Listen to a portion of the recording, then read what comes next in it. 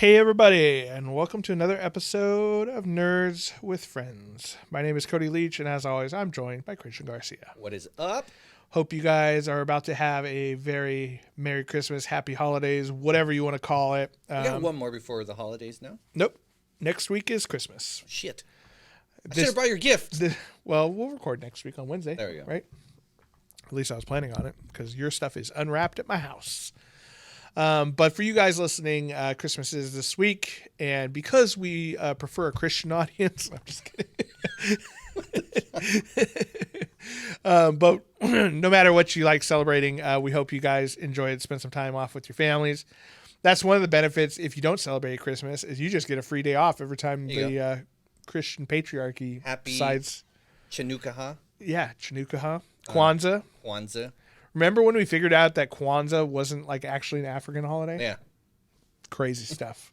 That was a Nerds with Friends exclusive. Do Muslims have a Christmas? They do. They do have something.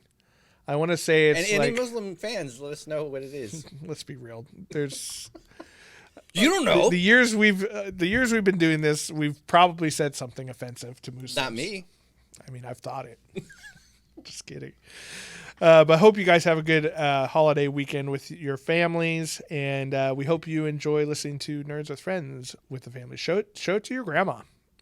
Hell yeah. Grandmas love us. We're grandma friendly. Grandma friendlies. Come on, Grandma, show us those big old titties. Show me how those big tits fart.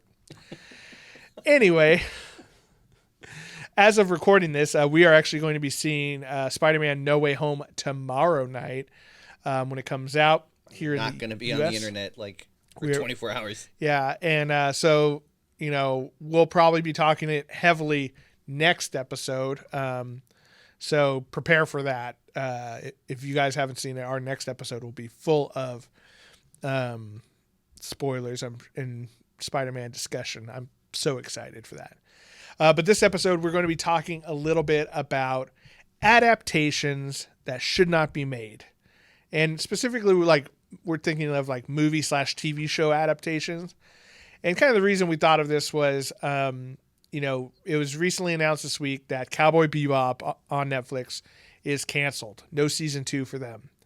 And it got us thinking, we're living in a world full of adaptations right now. Wheel of Time right now is a, adaptation of a fantasy book. Cowboy Bebop is an adaptation of an anime. We got the Uncharted movie coming out, which is an adaptation of a video game. We got new Lord of the Rings coming out. The Expanse final season just started up on Amazon.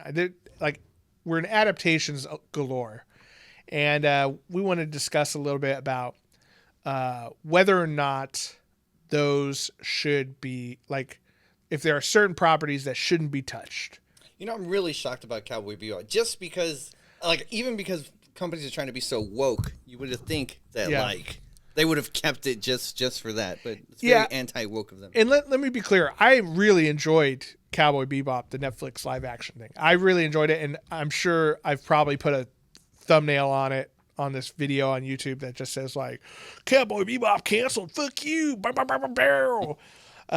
I don't mean that. We just want clicks so badly. But I think it was done really well. I thought they did the best that they could with a streaming service TV show budget. I thought it looked great. The soundtrack was amazing. I thought the action was great. The comedy was great. You finished it, right? I finished it, yeah. Does Ed show up? Spoiler alert. Yes, she does. Last episode. Okay. Last episode, though. The reason why I wanted to know is because I never knew watching the cartoon. I was like, is that a dude or a chick? I didn't know. Is it a guy or a girl? So now, I want to watch just to find out, but you just said it was a she. Okay. Yeah. It is a little girl. What was the dog's name? Ein. Does Ein show up? Einstein. Yes. Nice. Yeah, it was. I thought it was done really well. But there's a lot of people hating out there and stuff who I think either didn't give it a chance because they hold the original anime too sacred, which I understand that. The original anime is one of my favorite things of all time. Or there's people who read the Rotten Tomatoes thing first week or whatever and never gave it a shot themselves. But yeah, it's a bummer. And we found that there are quite a few adaptations that have been made, or I'm sure will be tried to be made, that are super shitty. So that's what we'll be talking about this episode. But before we do that, please like and subscribe. Click the little bell icon down at the bottom if you're on YouTube, or follow us on iTunes, Stitcher, Spotify, all those podcast sites. We do appreciate that. And if you want to become a patron of the show and help support this podcast, check out patreon.com/nerdswithfriends. It really helps us out. We do appreciate it. It is the season of giving. Please give us money. We do appreciate it. Give us more for the ones given. Yeah, exactly. Dig deep in those pockets. Dig deep into your pockets. Spread some Christmas cheer. We appreciate it. Now, let's, seeing as we're already like 5 minutes in, let's do some nerdy confessions where we confess the things that make us nerds, Christian. What's a nerdy confession for you? My nerdy confession. I just started watching Lost in Space. Ooh! And I'm happy to know that the more things change, the more they stay the same. Yeah. And like it was, I don't remember what episode, but like, so these kids. So you had never started. You're talking a Netflix series. I'm right? talking about the Netflix one. So you had never watched that series at all? No. But that has nothing to do with what I'm about to say. Okay. So, like the kids, like it's all these people that are going on the ship. They had to do some tests to get in there. Yep. So they had to show they were smart. Yep. That they get quick response time, and that the stress levels, they can handle like a lot of stress. Good credit report. Yeah, good. Was it? No, I don't know. Well, it seems you're only like a 685. I don't know if we can take you into space. You're not going to space. What are you running away from? But I love how this mom, like her kid, didn't have the right score. Yeah. And she just straight up did the rich white people thing. We're like, well, we're just going to take that away, and I'm going to pay for a perfect score, and then his little ass who didn't deserve to be here is going to go there, just like it is today. And like she straight up Aunt Becky that fucking kid way in there. Yeah. You know what's fucked up though is, and I don't remember if they ever like re-explain it in the series. I think they might have like gone in there like, oh, actually he had the right test scores and they just got mixed up. He's a super genius, because he is a super genius. It wasn't that; is that he was a pussy. Like he couldn't handle the stress. He is kind of a pussy, that's for sure. Will Robinson is a pussy. But it's like straight up, just like today, like, oh, my kid's going in there. Yeah. Throw some money at the problem, and then this will be just fine. But to be fair, meanwhile, his sister worked her ass off and got there, and like she's there. She deserved it. Let's be real though for a second. Penny is a useless bitch in that whole series. Penny is the driver. She's the middle sister. The redhead. Yeah. Well, I mean, she saved their asses. Like she went in there with the car and she got them out. Yeah, that's like the only thing she does. She doesn't do anything else for 2 more seasons.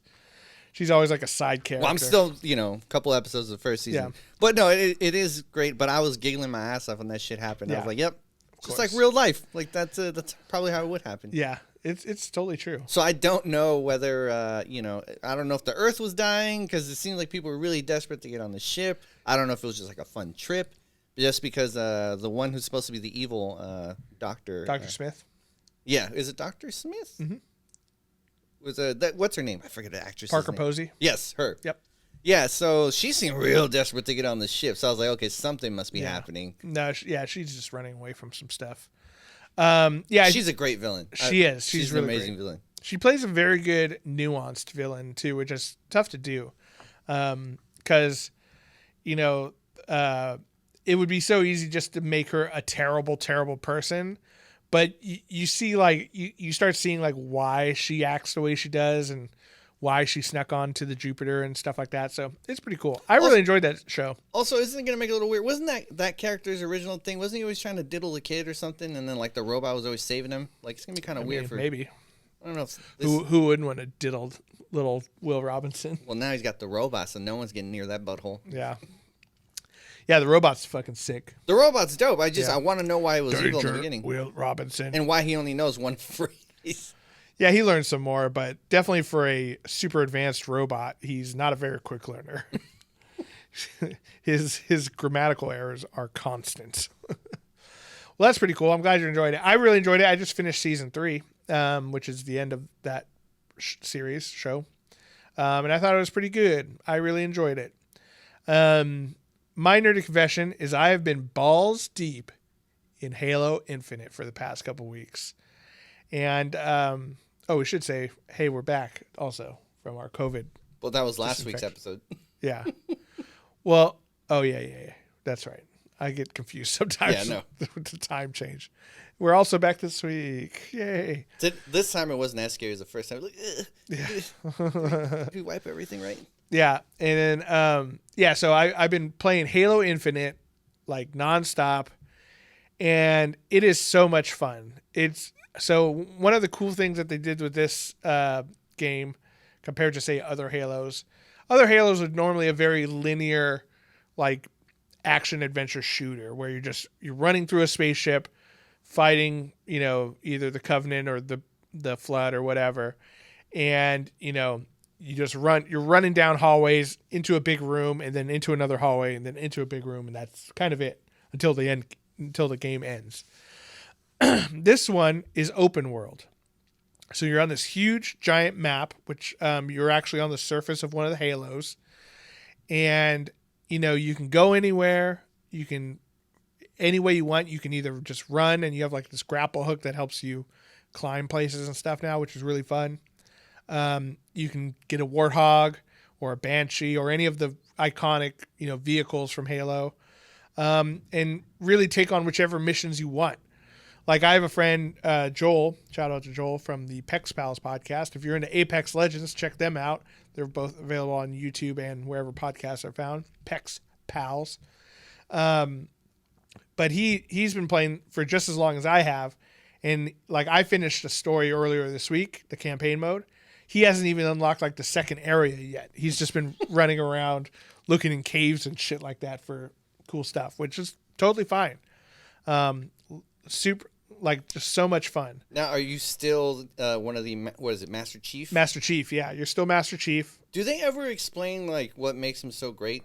Is he, like... Well, yeah, for one thing, he's a Spartan, which basically it's these young children who are basically genetically enhanced to be like ultra soldiers. Much like you can think about all sorts of different, sci-fi things that they've done. That Warhammer specifically is a good one, where they're just like injecting these little kids with like steroids and reflex things or whatever, to become like the ultimate soldier. But one of the things with him is that he had like, he had that wow factor. Like they saw him as a little kid. They're like, this kid is going to fuck. This is the one. This one. Yeah. Like the doctor who was in charge of the Spartan program saw that he was a leader amongst the other children. He had like bravery and determination, So there are other Spartans. There are other Spartans. They're not as amazing as but they get fucking killed every 5 minutes, it seems like. I just remember like in the game, like the aliens call him a demon or something. Like, it's a demon. They call him that because he fucks up that whole race of aliens. I just remember the little turkey villains that were like, the grunts. Yeah. They're the greatest. Like, and that's another thing is everything you love from Halo, whether it's like the crazy over the top action, the crazy vehicles, or the grunts saying ridiculous shit constantly, it's all in there. Everything you could possibly want's in there. They never show him without the helmet. Huh? No, that's part of the mystique. And if they ever do show him without the helmet, fuck that. Fuck that right in the ass. Because even the Doom guy, I think they feel like they've shown his face. Not the new Doom guy. Yeah, they might have. I don't know. Another thing, too, is that made him so good is that Cortana, who is like this advanced AI, she like picks him out of all the Spartan candidates, too, because she looked at his like reports and stuff, and she's like, this guy has the greatest potential. So it's the two of them teamed up together is what made him so effective. I hope one day they do show him without his helmet and he's black. Just so all these fucking racist white people that were playing were all pissed off. Shit! He was my hero! Like, they're all fucking mad. He could still be your hero. He's fucking awesome. But yeah, it's really, really good. I really enjoyed it. And I'm still playing it. I beat the campaign, but I'm still looking for Easter eggs. I found this one Easter egg where it's in this random cave that you have to like grapple hook up to. And there's this giant sandwich, and those little grunt guys are all around it, like just worshiping it. And they're just frozen. It's like a statue. I'm like, this is tight. Can you kill them? Nope, they're just there. You shoot them and blood comes out, but they're like frozen. They're not moving around or anything. There's no explanation to the sandwich? Nope, it's just a Easter egg from the developers. Should have been a slice of pizza. There's also, I think the sandwich thing is from like a really early on meme or something. That's one thing is Halo is very aware of its like community and the memes that go along with it and stuff. So pretty fun. I'm surprised they didn't do any like Gamergate stuff where it's just a bunch of fucking dudes just putting down women for no reason. I don't think anyone wants that kind of heat in their games. I will say, it's funny you mentioned that. So Cortana, if you've seen any like Halo artwork, she's the blue hologram chick, right? That he's always holding. Like there was this running joke where as through Halo 1, 2, 3, 4, and all the other iterations, she got more and more like naked looking and her tits got bigger. This one, they put an end to that. They put her in like a space looking suit, bodysuit kind of thing. And I'm like, I guess that's nice. We're taking steps forward. What does AI need titties for? I mean, if you had an AI who's with you all the time, talking your ear off, wouldn't you want her to have a nice spare? I'd be distracted. That's the last thing I want when I'm getting shot at. I don't need distractions. I mean, he's alone in space a lot, So you're thinking they fuck. Is that what you're saying? Dude, okay, so like I forget who I was telling this, and they didn't believe me. But to me, Halo is a large part of it is the story of Master Chief and Cortana falling in love with each other. And like I don't understand how no one else sees that. Like the entire time he's like, I've got to save Cortana. He's this like stoic dude who doesn't do anything other than the mission unless it's to save Cortana. If she's in danger for some reason, he's all about it. And she's like, thanks, Chief. And she calls him John. That's like his name on his file. His human name? That's his regular name. Like, thanks, John. I knew you'd come for me. He's like, anytime, I will always be there for you. And I'm like, dude, he fucking loves her. And she loves him. And she's a computer. And he's a killing machine. And it's like Romeo and Juliet in space. So you're thinking eventually she's going to get like some kind of synthetic body and then like so they can finally make it happen. So there's some stuff that has happened. So in the last game, which I actually didn't play, but now that I have the Xbox Game Pass, I can kind of go back and play it. But in like the last two games, one of them, she's an AI. She starts to go crazy a little bit because these AIs aren't meant to last forever because they're constantly gathering information. So eventually they run out of information. They gather too much and their neuro links or whatever starts to deteriorate. And so that started happening to her and she started acting erratically. And then so she starts to kind of turn evil because she wants to eradicate all the humans or whatever. I don't know.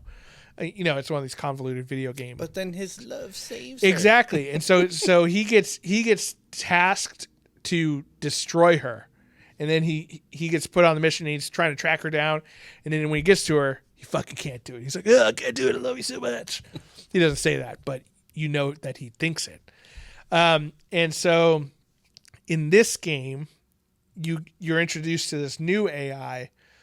And this new AI is the one who is supposed to delete Cortana. Like she started off as a program designed completely to infiltrate and delete Cortana. And so it's kind of him dealing with that, but there's flashbacks and stuff. So yeah, man, dude, he's totally in love with Cortana.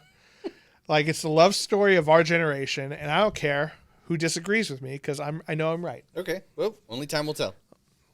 I mean, as far as I'm concerned, time has already told.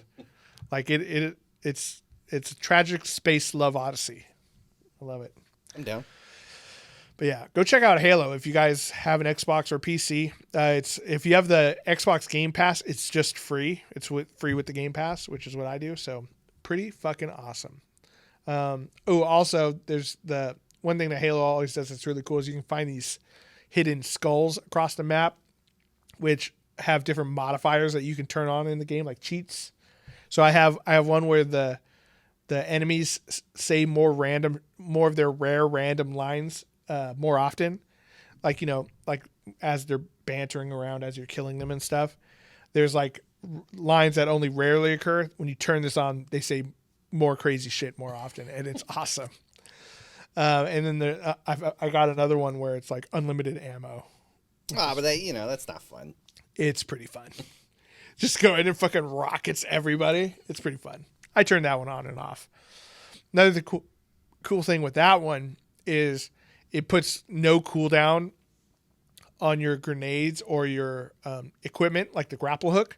So I can fucking go and climb a mountain like Spider-Man. Just it's the best. I'm pretty excited. I'm gonna go play some of that tonight. Alrighty. Well, that does it for Nerdy Confessions. We're going to take a quick little break. And when we come back, we're going to be talking about some adaptations that should not and hopefully will not be made. We'll be right back.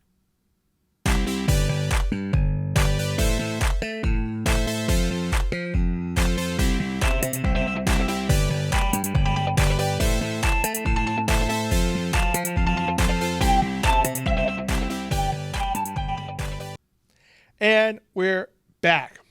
Okie dokie. All that talk about Halo, Christian, I forgot to mention that Halo is being adapted into a TV show on Paramount Plus. Really? Yeah. The trailer looks pretty cool. It could be cool. I think Halo could work. And I think as we're going into this segment, we're not saying that nothing should be adapted into TV shows or movies. There are definitely things that do it really well, like The Witcher, which the second season will have already started as of the release of this episode. I think The Witcher is an awesome show so far. And like I said, I've really enjoyed Cowboy Bebop, and I'm really enjoying Wheel of Time.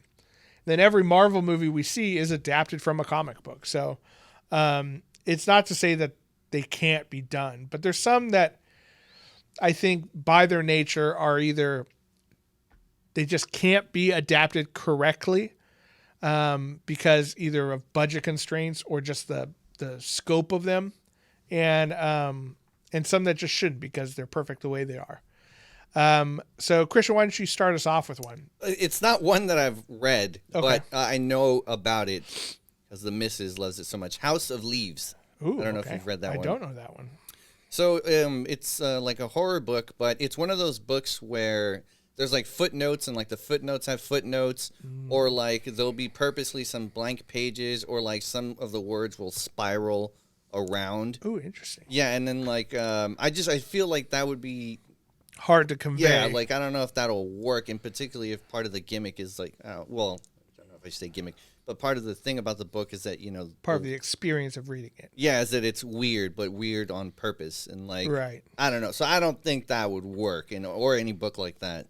Yeah. I mean, definitely, especially if there's like devices in the book that only work on the written page, you know what I mean? Which sounds kind of like how that would work. I could totally see that not working, and then trying to do something weird, and people are just like, what was that all about?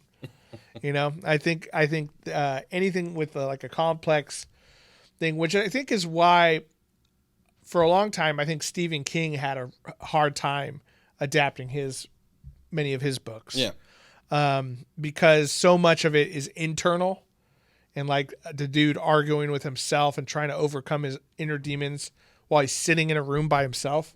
That's hard to convey on a TV screen, Well, he did it in the first Dune, where like half the movie's him talking to himself. Yeah, or even one of the cuts of Blade Runner was like that too, where Harrison Ford's just like lackluster narrating over everything. I haven't seen the whole thing, but I saw a clip. Yeah, I forget which cut that was. There's like 4 or 5 different cuts of that. It was supposed to be like some like hard boiled like film. Yeah, like, she was a dame unlike any other dame. Yeah, and Harrison Ford. But I knew she was a fucking robot.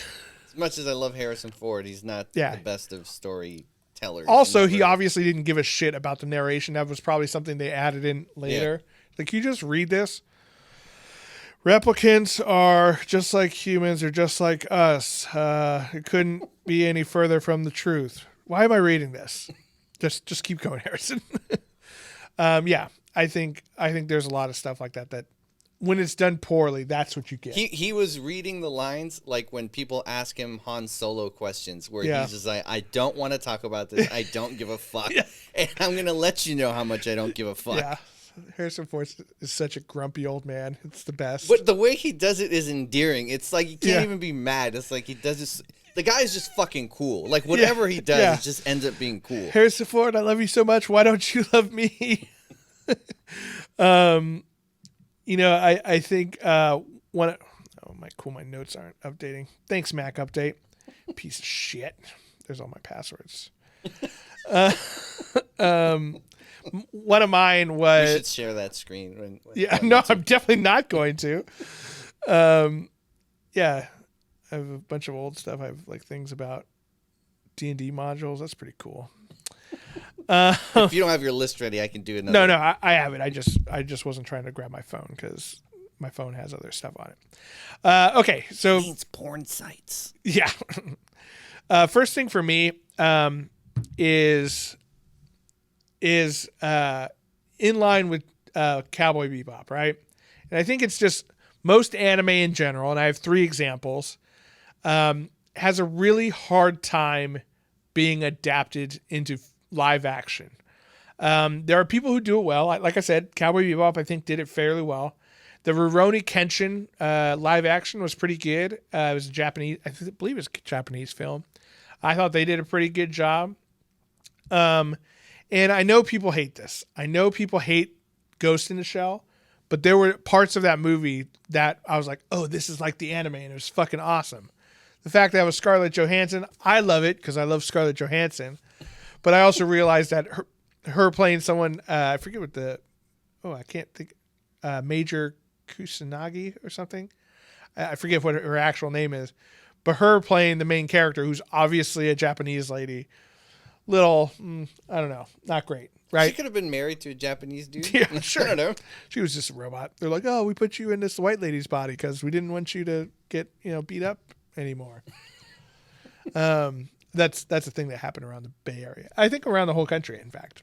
They put an Asian lady in Scarlett Johansson's body? No, just during the COVID, a lot of little Asian ladies were getting beat up. Oh, I see what you're saying. They finally caught a bunch of guys, or they arrested them. They arrested like 6 dudes or something. Good. Yeah, fuck those guys.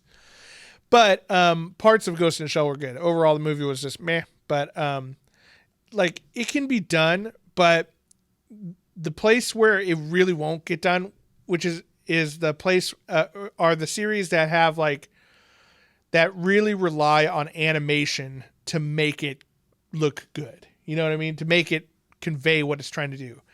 And one is Dragon Ball Z, which we saw Evolution, how shitty that was. I didn't watch it, but I need to watch it because for a guy who loves terrible movies, I'm surprised you haven't seen that. Yeah, no, I mean that's exactly where I was going with it. I know it's a bad movie, so I'm one of these days. Yeah, it's just the style of Dragon Ball, where they're powering up and shooting laser beams out of their hands, ki blasts. I know what they're called. Okay, they're Kamehamehas, special beam cannon. Get off my, don't at me. But it just doesn't lend itself well to live action because it's so stylized in anime, where doing the different angles where you're looking up at him while he's got this glow around him. It just doesn't translate. When you try to make it look real, it looks stupid. What do you mean? You don't think of a 5-minute shot of one dude screaming while he charges up? It wouldn't work? It would totally work. Totally wouldn't work. And in the same vein, I think Avatar is the other one, which Avatar is now on to their 2nd adaptation. The first being the M. Night Shyamalan. Oh, I thought you were talking about the blue-skinned aliens. I didn't even know that was a book. No. Well, I mean, it was basically every Native American story ever told. Only Dances with Wolves, A Man Named Horse. And this one they won. Yeah, Last of the Mohicans. It's the same thing. But Avatar: The Last Airbender, which wasn't really an anime because it was made by guys in America. Nickelodeon, right? Nickelodeon. Mm-hmm. Yep. But we saw what happened with the M. Night Shyamalan movie. A lot of that stuff just looks stupid when you're trying to translate it into real life with real people. And another thing that I'm sure who knows what's going to happen with the Netflix adaptation now, because the showrunners quit that already too, like from the original.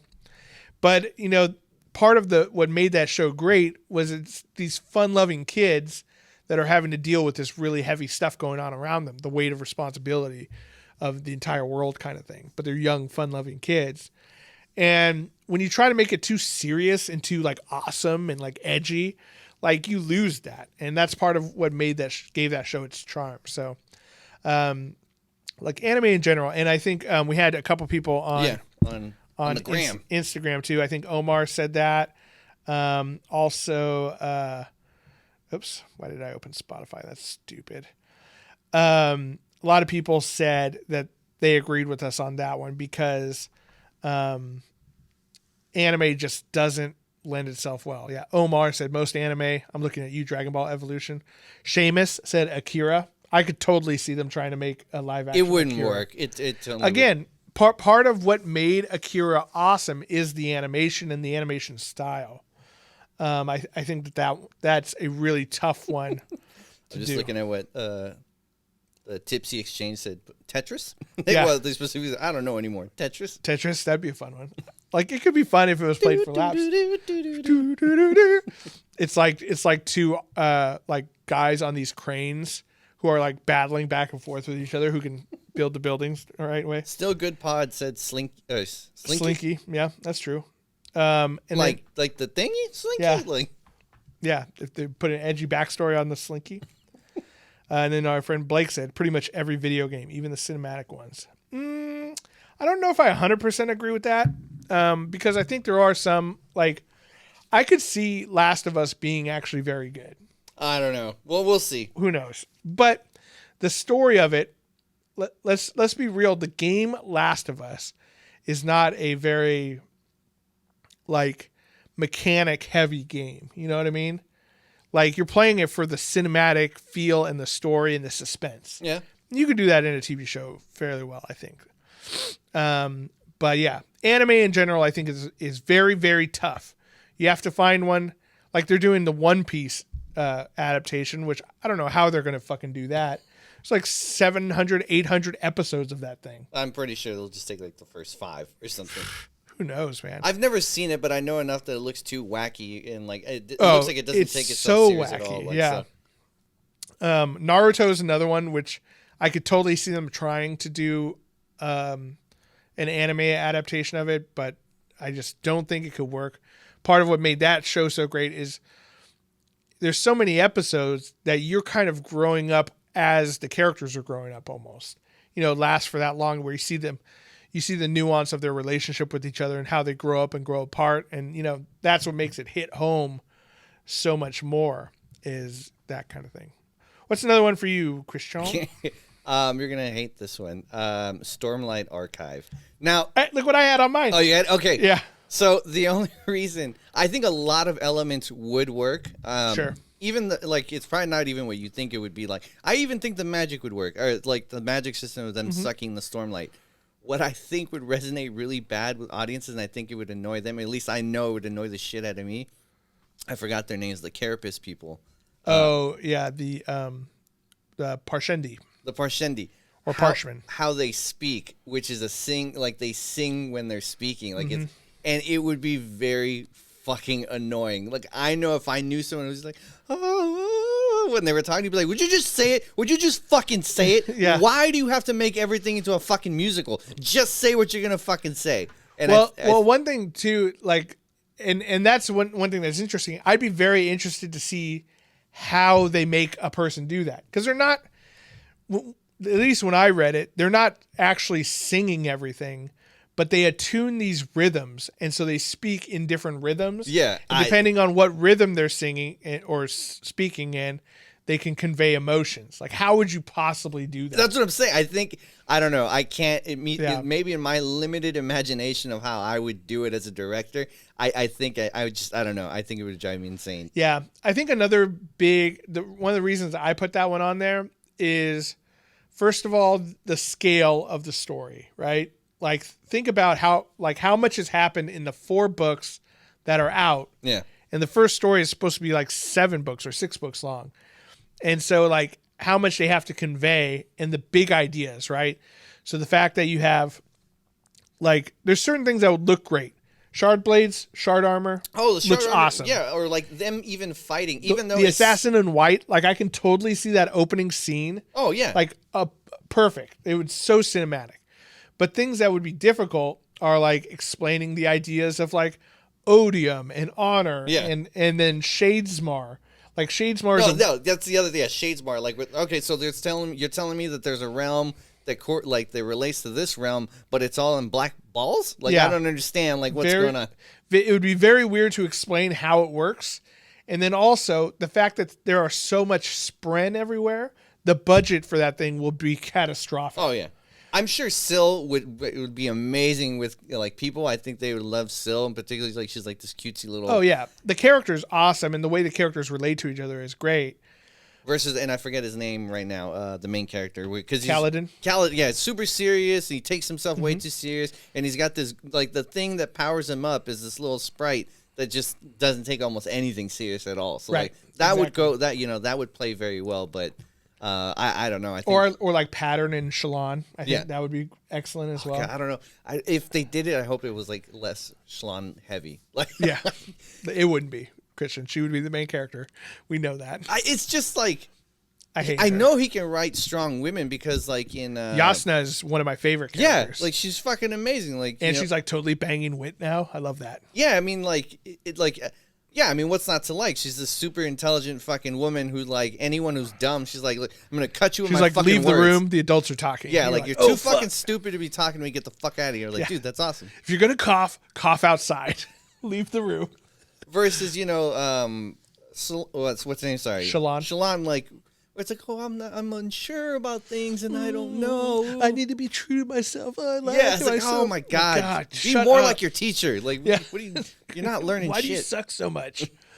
The characters are all great. I think the main challenges would be like the very huge ideas, things like the diagram that Taravangian draws out. Like he gets super smart one day. God, I fucking love this series. Just talking about him getting all amped up. But like trying to convey that like he writes out this crazy pattern and they're like planning all these like different conspiracies around this thing. And then the different gods and stuff. And the spren. The spren is a tough thing to do because they're supposed to like the whole world is supposed to be like alive with them. And the amount of CG you'd have to add on there would be kind of tough. So it's one of those things where as much as I will watch it if it ever gets made, I don't think they should attempt it. I think Mistborn is a much more attainable goal because I think the first book by itself is a fairly complete story. The characters are excellent. The powers are much more easy to grasp and explain. Well, I might as well just tell you now that was actually one of my on. Oh, you don't think they should do Mistborn? No, and the reason why is they fly around like they do an Attack on Titan, where like not exactly, but like that's at least when he was explaining to me how I saw it. Like sure, they pull on a metal and then they go that way. Right. And I think it would just not translate well visually. I mean, like, because he tells you like, oh, there's like a blue line that pulls him, but you don't see it. The user is seeing it, but like the audience wouldn't, or anyone who's watching them.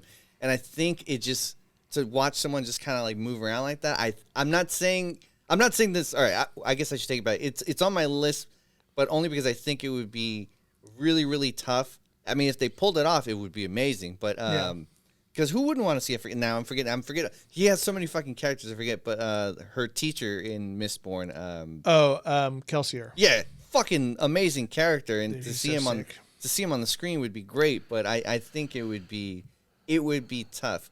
I don't know, like maybe the Wachowskis can do it.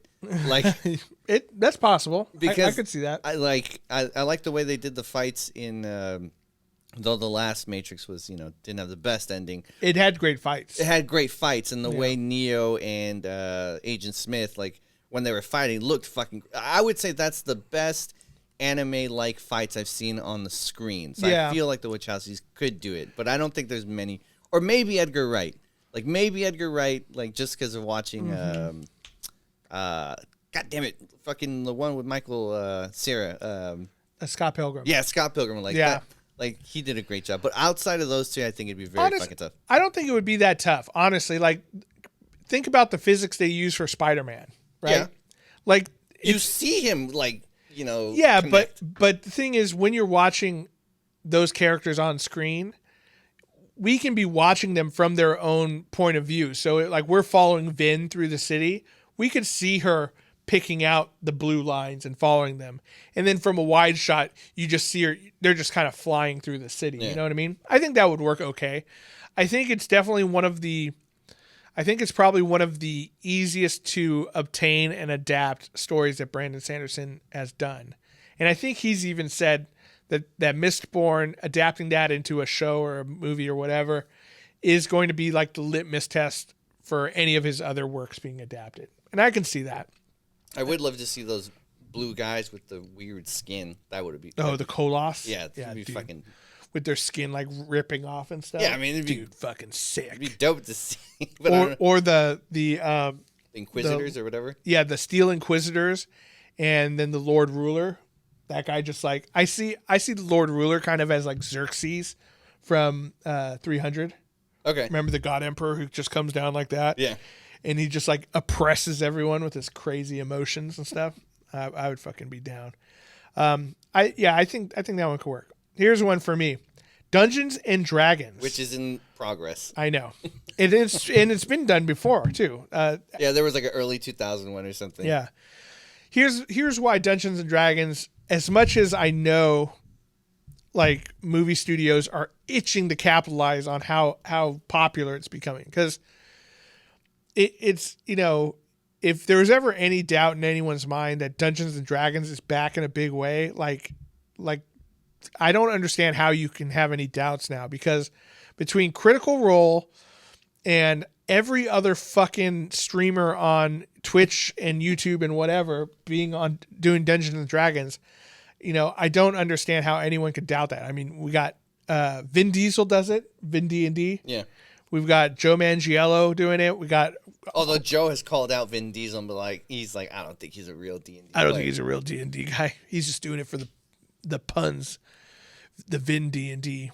But it's so huge that I'm sure every studio is trying to figure out a way of doing it, and I know they are doing that one. But the thing is like when you play a campaign, it's basically any sci-fi story or Lord of the Rings. It's just any story that's like that in a fantasy realm. Right. The only way you're gonna make it seem that it's a Dungeons and Dragons movie if you're referencing like, perception checks. Yeah, or like strength checks. Or like or natural 20, like critical hit. Like there's no main character in Dungeons and Dragons. There are characters who show up in the world, like Tiamat and Bahamut or whatever, Bahamut.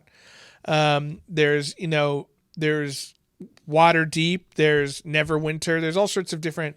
But that's it. That you're just going to attach names to. But the main character of Dungeons and Dragons is you, the player.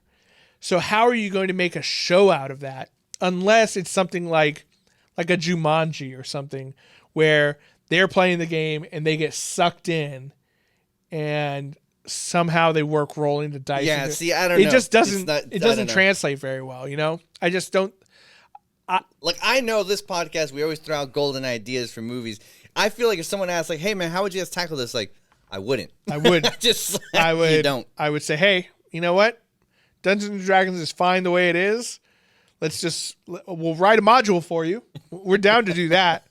But we will not write a movie for you. It's just, I can't foresee a way of it going well. Even in video games, it's had a hard time. Yeah. For the same reason, it's hard to build infinite customization into a video game. Yeah. You can try, but they tried it with the Dick game. What was it? The one that Cyberpunk. Yeah.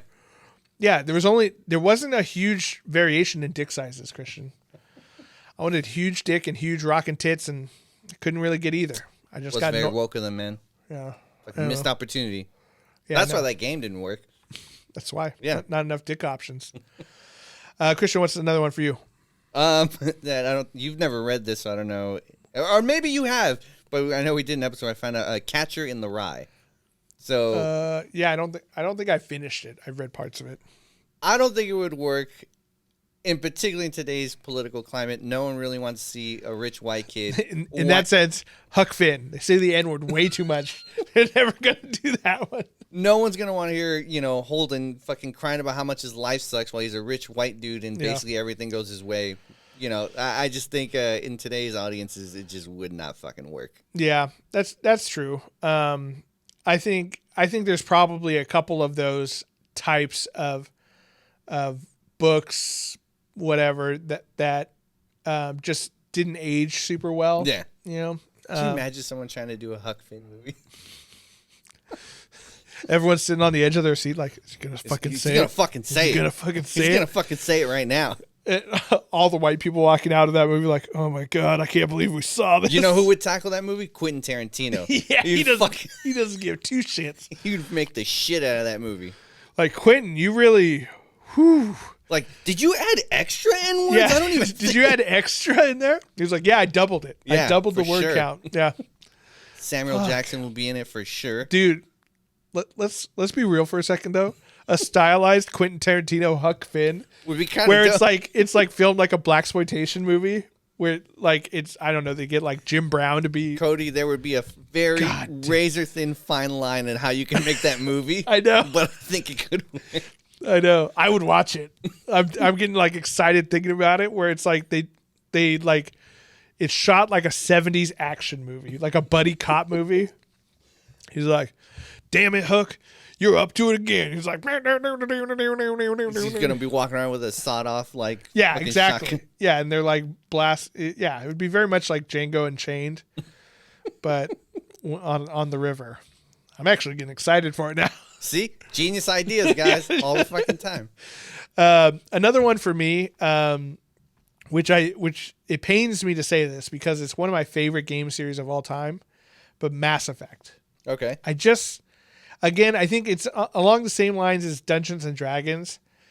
Part of what makes Mass Effect so great is the choices you get to make. And yes, you're playing the same character. You're playing Commander Shepard. At least through the main series, Mass Effects 1, 2, and 3. You're playing the same character, but the way you play and attack the game is so different. That's what makes that game great. It doesn't, like, Commander Shepard is not his own character like Master Chief is, where there's like pre-baked character flaws in him that everyone playing Master Chief is playing the same Master Chief. With Mass Effect, when you're playing Commander Shepard, my Commander Shepard would be different than your Commander Shepard because we would make different decisions throughout the game. That's part of the charm of the game and what makes it so great. So I just don't think it would translate very well. I'm sure they'd try to do it because it's a cool, sleek sci-fi show with cool aliens and stuff like that and cool ship designs, but like it wouldn't really be Mass Effect. It would just be a random sci-fi show, you know. How about you, Christian? Got one more? And I know people are going to say it's already, they made it, but like, they made a couple of these, Avatar and Final Fantasy. Don't fucking do it. Especially like a live action. Yeah, no, it would not work well. First of all, those games are way too fucking long. Right. Second of all, I think. First of all, you'd have to do Final Fantasy VII. It's by far the most popular one. Yeah. And that game is hella long and way too convoluted, like the stuff that happens. Yeah. Like. Also, the physics of the fucking what's the sword? The Buster Sword. Yeah, the Buster Sword. Yeah, you can make that out of foam or something. People have done it. Cosplayers have done it. It would be very hard to convey. God, can you imagine how hot live action Tifa would be though? Yeah. God. Never mind. Make the shit out of them. Yeah, God, just huge. Oh God, that'd be great. But like, I always wondered, like, why didn't he pick her? Yeah, like, why do you? Because he's a fucking dumbass. That's why I stopped playing that game. You're like, wait, you're not going to go after Tifa? She obviously is into you. Yeah, she's dropping hints, bro. Like, yeah, like not even subtle hints. God, you fucking idiot. He wants to go for the flower girl. Jesus Christ. Sephiroth should kill you. Yeah, you had it coming. Yeah. That's a good one. I think, and I'm sure someone's going to try to make it. remember they did make the cinematic Final Fantasy movie. Yeah, wasn't it like one of the most expensive movies of all time or something? Yeah, like and I mean, the CG on it was amazing for the time. But right? yeah, but but it was a story that had nothing to do with any of the Final Fantasies that have ever been out. People were like, what is this? Yeah, and I think it had like no magic. It was just it was very strange. Wasn't it like just a sci-fi movie? It was like a sci-fi movie. Yeah. That's the thing with Final Fantasy. They could slap Final Fantasy on anything and people will buy it. Yeah. My last one is a series of books which I don't think you've read yet, but it's called The Demon Cycle by Peter V. Brett. But you did tell me that it's on my list. Yeah, I think the main problem with it, I think it comes down to two things: the budget, because you're fighting these demons that materialize and fucking, pop out of the ground at night, and to make that plausible and to do it over and over again because they're always fighting demons would be pretty tough. Also, some of the the things that happen, some of the plot lines are going to be tough for sensitive viewers, right? So there's some of your favorite characters get eaten and torn apart by demons. Oh, like Game of Thrones. Yeah. Well, like Game of Thrones, they die. This one, they fucking get eaten and like shit out by demons. They specifically mentioned that they got shat out. Yeah, they find like demon shit and it has like people's skulls and stuff in it. Yeah. How do you know it was this person's skull? Yeah, I don't know. You don't know, but it's insinuated. Also, like there's they meet these the main characters kind of come from this land where it's kind of like your average fantasy land. Like they're living in villages, kind of Western European villages and stuff like that. That kind of vibe, and then at one point they go to like this Eastern city where they're very like Middle Eastern themed, where these guys just fucking fight demons and it's like an honor to die fighting demons and stuff. And some of the stuff that culture does, I think would be viewed as like people would get all up in arms about it, where it's like they treat women kind of like shit, but then also women have a very high place of power in that. But I just don't think it's very hard to do a nuanced version of that in a TV show or something. You're just going to have some dude like backhanding a lady and people are going to be like, I can't believe he told her to make him a sandwich. Yeah. So I just, and they have like multiple wives and stuff. I just don't think that people would be very accepting of that. But for me, like reading it in a fantasy book, like it's fantasy. It's crazy and out there. It's clearly that writer's fantasy. That's the way it should have been. But I mean, it's not like he makes those guys look good. You know what I'm saying? He's just like, no, that's obvious. Like that's obviously a piece of shit way to treat someone. But I just feel like with the cancel culture environment that we live in, I don't think anyone would want to touch that. You know what I'm saying? They do what? They do backhanded her? No, not doing that shit. He has how many wives and how many children? Oh my God. Yeah. So I don't think anyone would want to tackle that one. All right. Well, that was a pretty exhaustive list. Do you have any like quick honorable mentions? No. I think I've hit most of the ones I want. I think anime is a very tough one. And then, a lot of the books we mentioned, anything where there's a lot of internal monologue, I think is kind of tough. But let us know. Have we missed any that you guys think would be terrible adaptations? I think there's a lot more out there.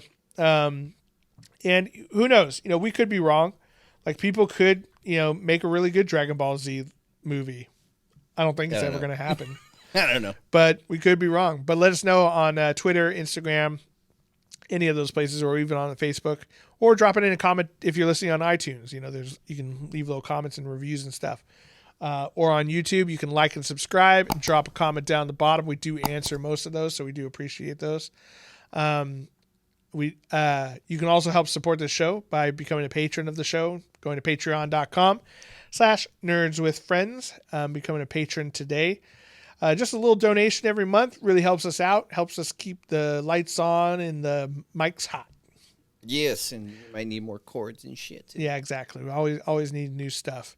And thanks to our patrons who already support us. We do appreciate you guys.